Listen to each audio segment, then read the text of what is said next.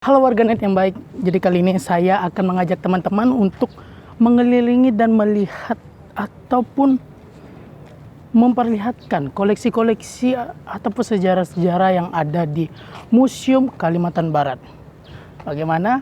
Oke, let's go!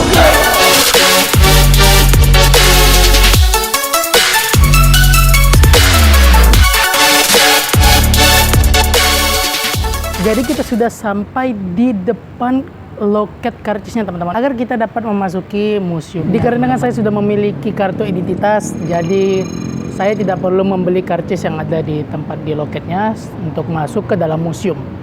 Nah, bagaimana kalau kita langsung saja ke museum?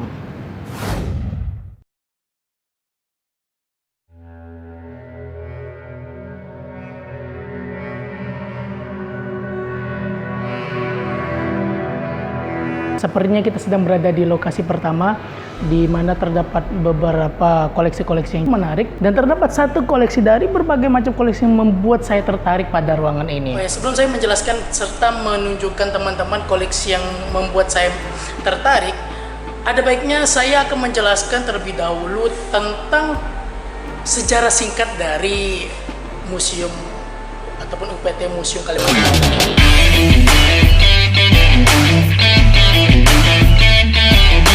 Museum pada Provinsi Kalimantan Barat ini sudah dirintis sejak 1974 oleh Kemdikbud atau yang sekarang kita lebih kenal dengan Kementerian Pendidikan dan juga Kebudayaan Provinsi Kalimantan Barat pada saat itu. Tepatnya pada tanggal 4 Oktober 1983 akhirnya museum ini dapat diresmikan dan dibuka secara umum oleh Kemdikbud Provinsi Kalimantan Barat. Inilah koleksi-koleksi yang ingin saya perlihatkan kepada teman-teman yang menarik bagi saya. Seperti yang kita ketahui bahwa Belanda pernah menjajah kita dan mendirikan organisasi bernama VOC. Di belakang saya ini terdapat koleksi historika yang dimana terdapat senjata-senjata dari VOC serta baju dari Kesultanan. Kalau teman-teman lihat ini seperti baju tentara Belanda, sebenarnya ini bukan.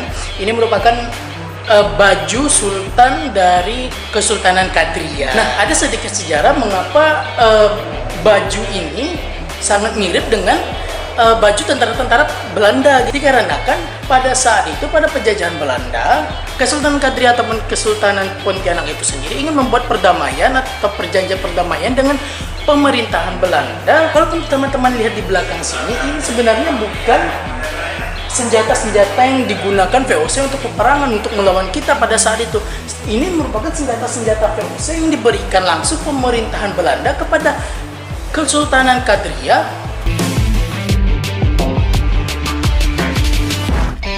Baik, di belakang saya terdapat meriam karbit yang apabila kalau teman-teman dari Kalimantan Barat ataupun dari Kota Pontianak mungkin tidak asing dengan festival meriam karbit yang biasa dilakukan biasanya itu pada malam tahun baru dan juga pada malam takbiran menuju lebaran Idul Fitri. Tapi tahukah teman-teman sejarah di balik meriam karbit ini di Kalimantan Barat? Tepatnya pada zaman dahulu Sultan Syarif Abdurrahman Al-Qadri ketika ingin melakukan perjalanan, tiba-tiba di tengah jalan beliau diisengi para kuntilanak dan Sultan Syarif Abdurrahman Al-Qadri pun segera memberikan perintah kepada bawahannya untuk menembaki meriam ke arah kuntilanak tersebut. Kalau tadi kita berbicara mengenai meriam karbit, maka di belakang saya ini tak kalah keren dan tak kalah seru permainan dari Kesultanan pada zaman dahulu. Ini merupakan permainan-permainan zaman dahulu yang juga sering dimainkan oleh para penghuni istana.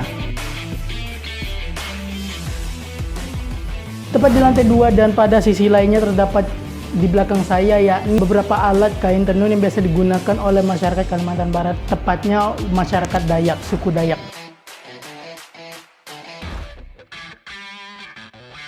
Tepat di sampingnya kalau tadi kita berbicara mengenai alat tenun Dayak, dan tepat berada di sebelahnya terdapat alat kain tenun songket yang biasa digunakan oleh masyarakat Melayu.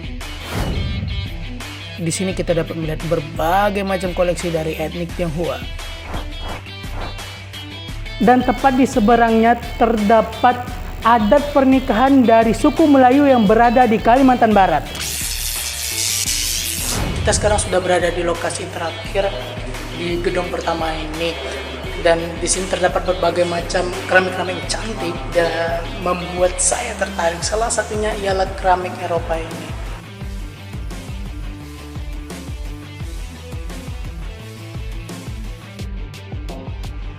Waduh, gimana ya? Kok akhir-akhir ini menjelang akhir saya kurang semangat. Bagaimana kalau kita coba ini?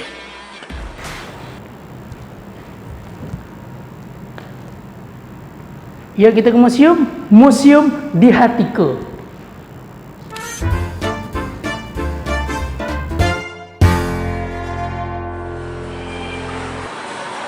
Bagaimana kalau kita melanjutkan eksplorasinya, teman-teman? Baik.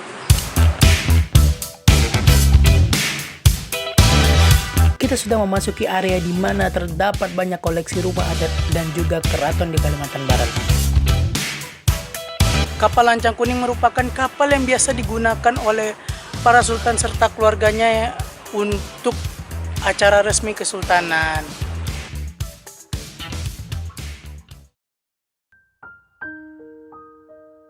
Dari berbagai macam koleksi yang sudah saya perlihatkan atau saya eksplorasikan, entah itu dari yang gedung di dalam dan juga di gedung-gedung di luar, tapi teman-teman masih ingatkah dengan sejarah Indonesia? Masih ingatkah teman-teman dengan perjuangan-perjuangan Indonesia ataupun sejarah di balik itu? Sebenarnya sejarah ialah identitas negara itu lahir karena ada sejarah, seperti sejarah lahirnya Pancasila yang didesain ataupun dirancang oleh Sultan Hamid II, dan juga sejarah mengapa Indonesia menjadi bahasa pemersatu bangsa tepatnya pada Sumpah Pemuda, dan masih banyak lagi, teman-teman. Ingat teman-teman kata Bung Karno, bangsa yang besar adalah bangsa yang tidak melupakan jasa para pahlawannya.